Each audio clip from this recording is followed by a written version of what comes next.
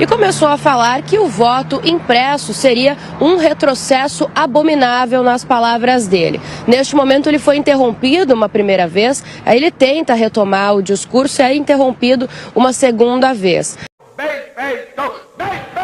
E diz que o Brasil vinha vivendo um problema de civilidade. A gente separou um trecho desse momento do discurso em que o ministro foi interrompido. Vamos acompanhar.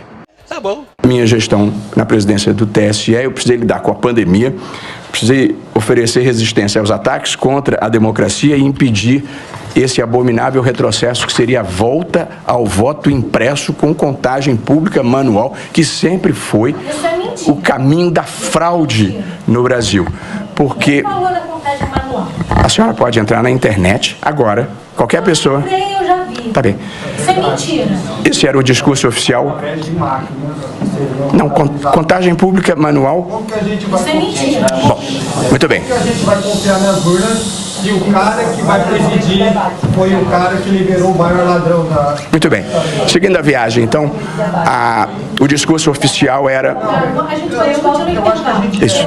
O discurso oficial era, abro aspas, voto impresso com contagem pública manual, fecho aspas, ponto. É só olhar. Abro aspas, mentira. Esse é um dos problemas que nós estamos enfrentando no Brasil, um déficit imenso de civilidade. Se lascar pra uma porra.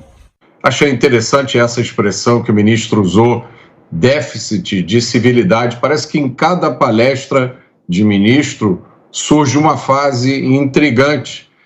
Na verdade, há quem diga que existe no Brasil um déficit de observação à Constituição, um déficit de democracia. Interessante também a outra fala do ministro, que ele ofereceu resistência aos ataques à democracia. Bom, ninguém sabia que essa era a função do tribunal.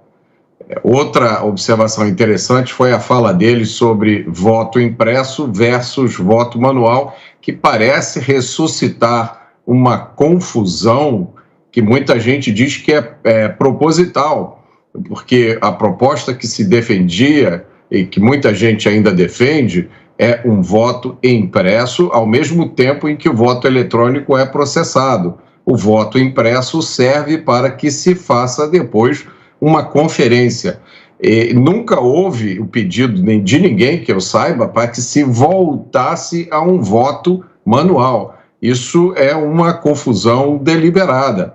E veja como é difícil debater, como é difícil ter que enfrentar perguntas, questionamentos, não poder simplesmente calar as pessoas com ordens judiciais. Muito interessante, aliás, Marcelo, a pergunta que a gente ouviu alguém da audiência fazendo. Como é possível se confiar num sistema que é supervisionado por alguém que foi o responsável pela descondenação de um réu que estava condenado e cumprindo pena numa cela de prisão, justamente para que este réu passasse a participar da corrida presidencial? É uma pergunta muito importante. Eu, em nome de muitos brasileiros, agradeço a pessoa que fez essa pergunta.